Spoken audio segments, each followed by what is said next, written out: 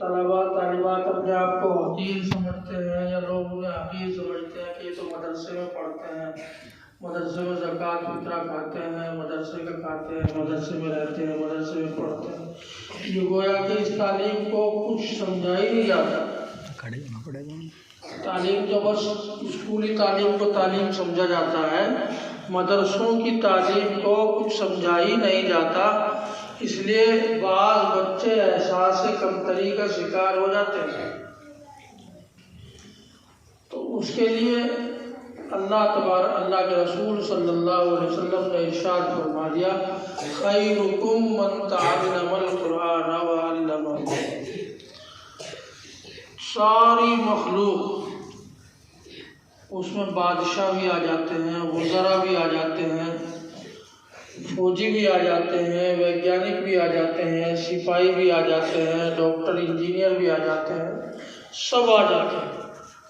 ساری مخلوق میں بہتر اللہ کے نزدیک وہ ہے جو قرآن کو سیکھے اور سکھائے، قرآن کو پڑھے اور پڑھائے۔ اتنی بڑی نعمت قرآن پاک ہے۔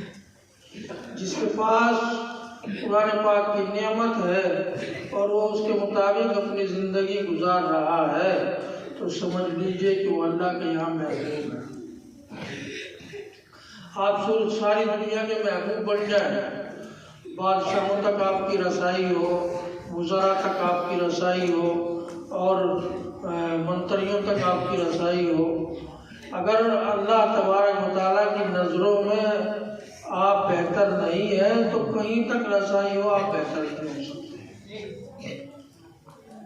اس لیے ضروری ہے کہ ہم قرآن پاک کو سیکھیں، قرآن پاک کو سکھائیں، اور مدرسے میں اس نیت سے ہم پڑھیں۔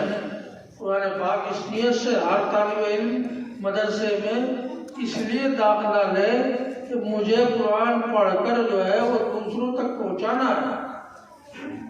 بچیاں یہ عہد کریں کہ ہم جہاں بھی جائیں گی، جہاں بھی رہیں گی، وہاں انشاءاللہ ہمیں قرآن پاک کی تعلیم کو آگے دوسروں تک پہنچانا ہے، قرآن پاک سکھانا ہے، ایمان دوسروں تک پہنچانا ہے۔ بچے یہ عہد کریں کہ ایک بچہ جو ہے وہ پورے ضلع کی کیا پورے ملک کی تقدیر بدل سکتا ہے۔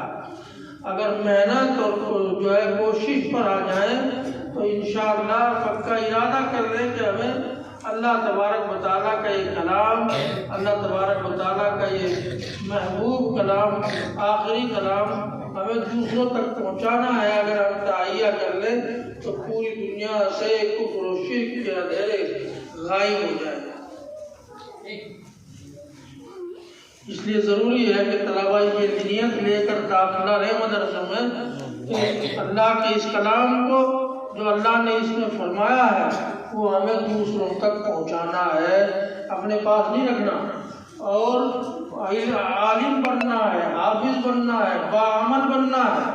اگر بے عمل ہے تو کوئی قیمت نہیں ہے، قیمت اسی وقت ہے جب باعمل ہوا۔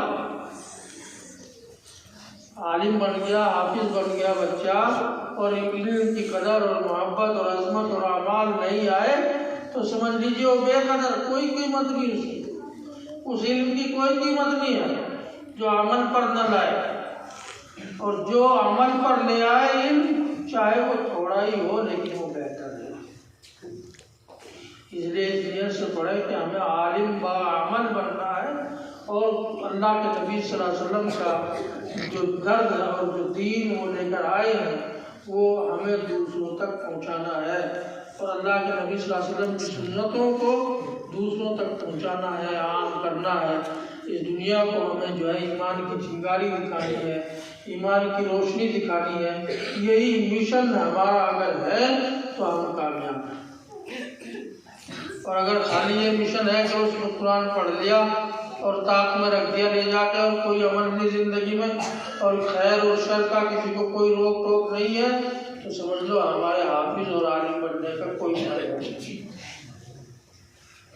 اس لیے اس کلام کو، اس مبارک کلام کو اور اس مبارک کلام کے پیغام کو ساری دنیا میں عام کرنے کے لیے ہم عزم مصمم کریں، ارادہ کریں، اور دوسروں تک پہنچانے کی نیت کریں اور اپنے آپ کو خیر امت سمجھیں۔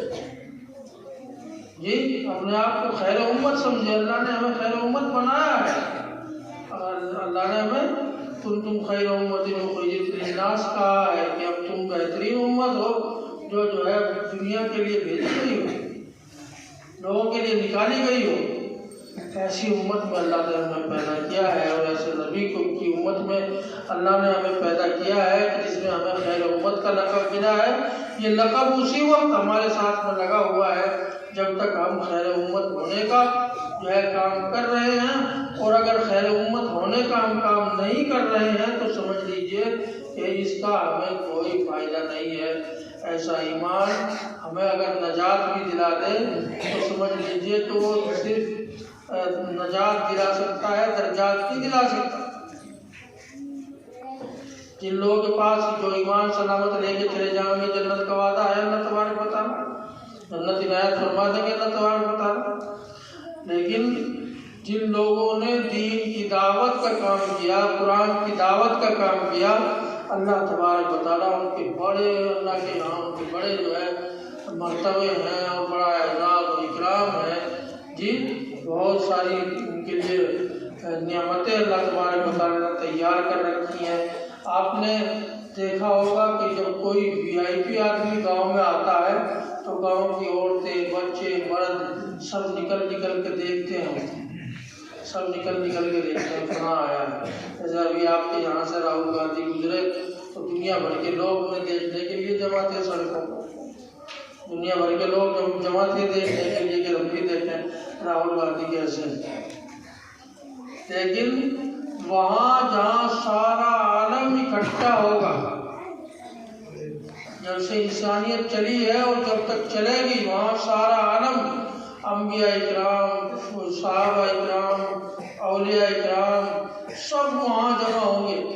اس وقت اللہ تبارک و تعالیٰ دین کے داعیوں کی، حافظ قرآن کی، عالم دین کی وہ عظمت فرمائیں گے اور وہ ان کا جو ہے سرفراز انہیں فرمائیں گے کہ ساری دنیا کی جو امتیں سارے انبیاء کی پہلی گزر چکی وہ سمجھیں شاید یہ بھی نبی ہیں۔